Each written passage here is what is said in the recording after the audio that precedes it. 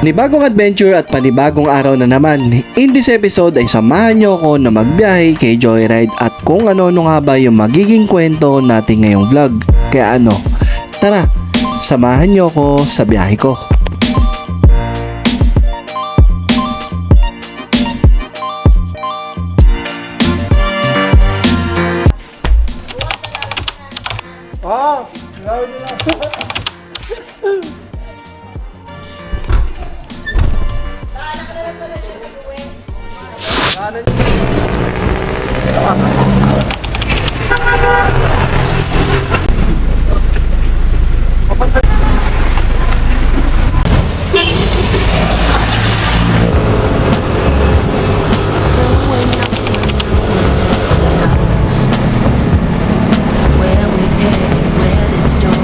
Alright guys, so nandito tayo ngayon sa may Mandaluyong.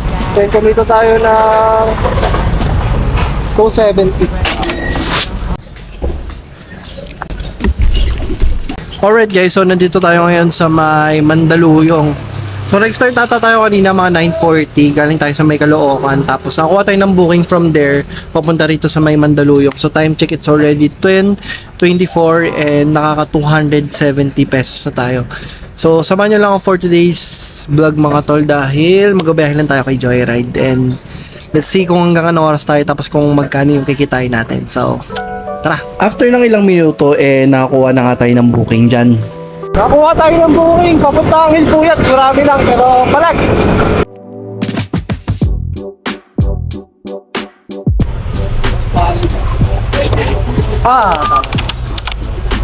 Papuntang Hilpuyat, sir. Nagre-resign ka na, sir. Bakit naman? Ano nga naman dun, sir? Rider. At dahil walang traffic nakarating na kagad tayo dito sa may drop-off location.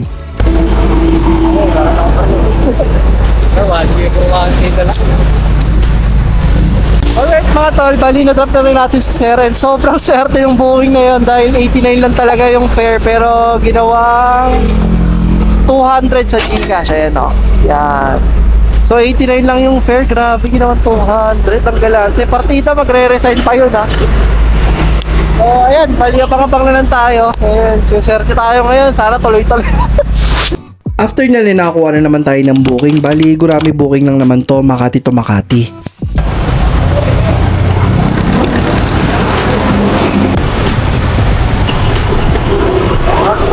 After ng ilang minutong biyahe, nakarating na tayo dito sa may Makati. Bali, kumita tayo dyan ng 77 pesos.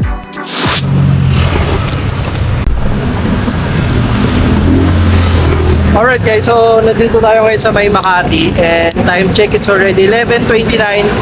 Nakatatlong booking na tayo mga tol. And yan, abang-abang lang tayo. Ang medyo ayoko lang talaga dito kay Joyride, pag di mo inon yung auto accept, di ka talaga papasukan. Pero let's see. Papalagan natin tong araw na to. Let's go! Ilang minuto rin tayo nagantay bago tayo makakuha ng next booking natin. Bali medyo problema kami dito kung paano siya sasakay dahil nakaskirt lang siya. Ano nga naman? Ang hirap kasi. Ha? Igigilid ka pa? Gusto mo? Try mo lang try. Ang hirap katawaan. Taas mo lang konti. May ano ka ba? Cycling? To make the long story short, nagawa naman ng paraan dahil nakashort naman siya. Sa totoo lang, isa talaga ito sa pinakaayaw kong dinadaanan yung Ortigas Avenue dahil grabe yung traffic. Akin yung bag mo. Wait lang. Kuya? Oo. Oh, baka maliit ka. Ay, baka man. Hindi lang yung nag-appreciate. Ay, ang galante naman yun. 100 Ano ka ba yun? 100? Oo. Kuya, baka doon pa Okay, so kumita tayo dun 100 pesos tapos nakakuha tayo ng booking papuntang Pasig. After nga na yung nakuha nating booking, Pasig to Pasig. Pasig eh. Pasig to mo. Ha? Kapalibabat na kayo. Ha? Pagdating nga natin sa drop-off, nagulat ako dahil 110 lang talaga yung fare pero binigyan tayo ng 140 pesos.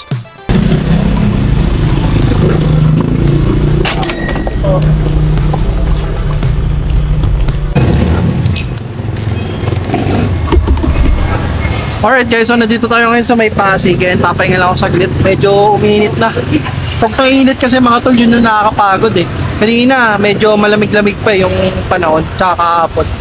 Ngayon kasi pag mainit, sobrang nakakadagdag talaga ng pagod yun. Kaya kahit konti pa lang yung booking mo, ha, grabe yung hingal. And yun, bali, waiting lang tayo dito ng booking and let's see kung ano pa yung makukuha ang booking natin. Let's go.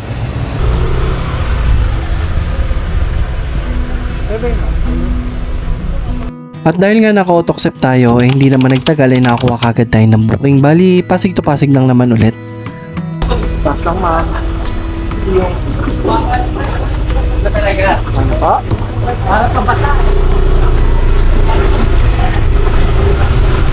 Hindi ko na rin nabidyoan pero na-drop na rin natin dyan si ma'am. Bali, 110 pesos yung kinita natin dyan. Alright guys, so na-drop na rin natin si ma'am dito pa rin sa may Pasig tayo. Kumita tayo ng 110 pesos. Madalas ako nakakaranas ng booking na ganito, yung ibubook nila ng MC Taxi pero item lang talaga ipapadala. Hello ma'am. Hello. Ay ito ma'am, nandito na pala. Charger. Usap ako sa guard ko. Actually nandito na binigay na po yung charger ma'am. Pang Lenovo po. Okay po. Tara po. Sige po. Alright guys, so nakuha tayo ng booking. MC Taxi yung binook pero ano, magpapadala lang ng item charger. 7 kilometers for 101 pesos mga tol.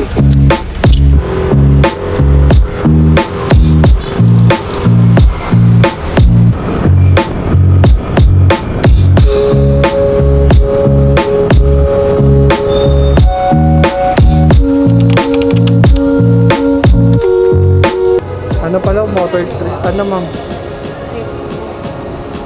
100 wall lang.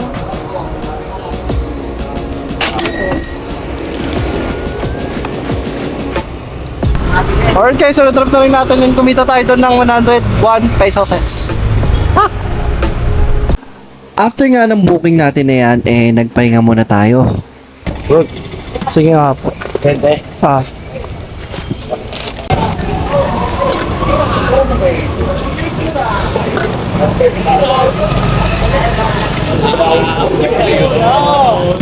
Bisa dyan kayo. Pwente na. Ito yung tunay na nangyari sa buhay ng isang mga rider na kagaya ko. Yun, bakbak, pahinga, tapos bakbak ulit. Ganun yung routine namin araw-araw sa kalsada. After nga niya, na habang nagpapahinga tayo, ang buong akala ko ay na-off ko yung application natin. Pero after 15 minutes, may nag-message sa akin kung nasan na ako. So meaning, meron akong naging booking. Bali, drop off na pala to at kumita tayo ng 90 pesos. Gagi guys, nagkaroon pala tayo ng booking kanina. Akala ko napatay ko yung application. Di ba kumakain ako kanina? Tapos siguro mga 15 minutes na, biglang nag-message yung kung nasa na daw ako. Pagtingin ko ng application, may pumasok na booking sa atin. So from doon sa may Bonnie going dito sa may Mandaluyong, 90 pesos mga tol. Kami na kulit.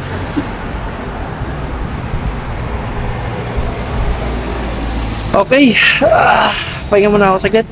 Hindi ko natapos yung kinain ko.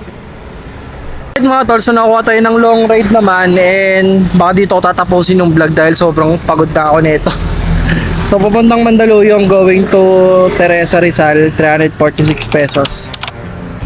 Palagin ko na to mga tol kasi traffic ako rito ng puro gurami lang. Sayang din sa oras. Let's go! Bali dito ko pala na pick up si ma'am sa may bandang Shaw Boulevard. Okay lang ma'am, na lang. Okay lang po.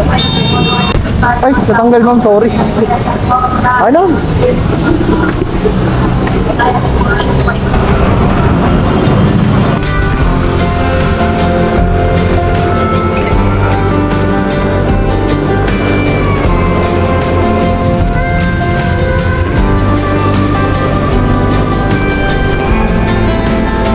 After ng mahabang biyahe at sobra na rin talaga yung pagod ko dyan dahil sa traffic, pumita naman tayo dyan ng 350 pesos.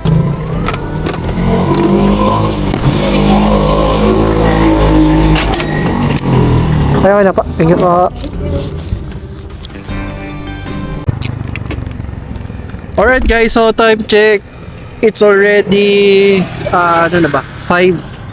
So baka dito ko na yung tatapusin yung vlog. Didiretso ko at bibirain ko na pa uwi. Since may interview tayo sa radyo mga tol. I think ma-upload ko to siguro sa isang araw na. Pero sana may replay yung live ng radyo mga tol.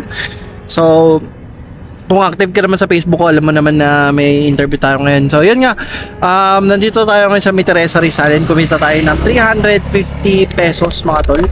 Sobrang long ride yung nangyari kanina. So grabe ang ganda rito. Ito yung nakaka-enjoy mga tol sa pag-MC taxi. Pakita ko sa ito. Ayun no.